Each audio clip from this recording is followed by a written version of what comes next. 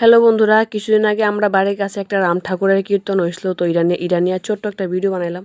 আমি জানি কিছু কিছু মানুষ এই ভিডিওটা পছন্দ করতো না, কারণ আজকাল মানুষ ঠাকুরের ভিডিও বা পূজা পাঠ এসবের ভিডিও এত একটা পছন্দ করে না, কারণ নাচ গান ওরা ফানি ভিডিও এসব পছন্দ করে। তো তোমার কাছে আমি এতটুকুই কমু যে ভিডিওটা দেখো, আশা করি ভালো লাগবো।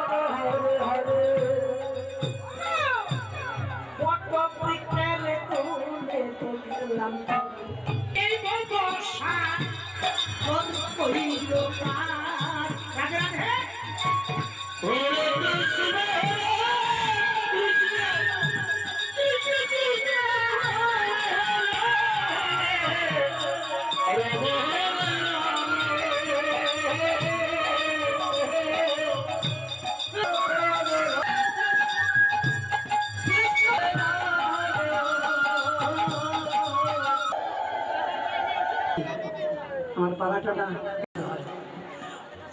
যেদিন দ্রৌপদী মাকে দুঃশাসন বস্ত্র হরণ করতে লাগে, দেখেন সবাই মহাপ্রসাদ খাওয়ার লেগে কতটা ভিড়।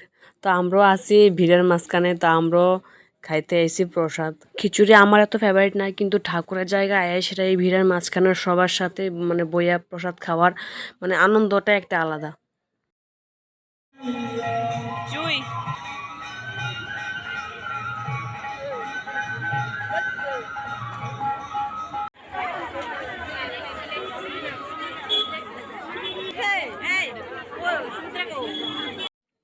মেলার মধ্যে আইলে এসব দোকানের মধ্যে যখন আই মানে মাথাটা পুরা তখন পাগল হয়ে থাকা, মানে কি না কি কিনুম, কত কিছু যে আছে, মানে মেকআপের এত জিনিস।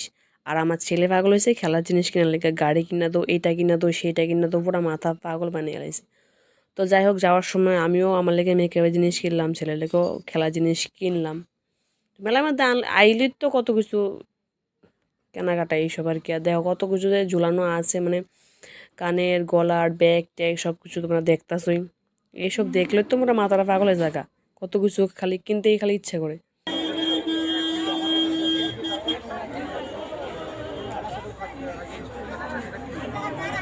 আরে বেলুন ডিয়াতেই ভালো লাগে, মানে মনে হয় যেমন নিজেই কিনা খেলি।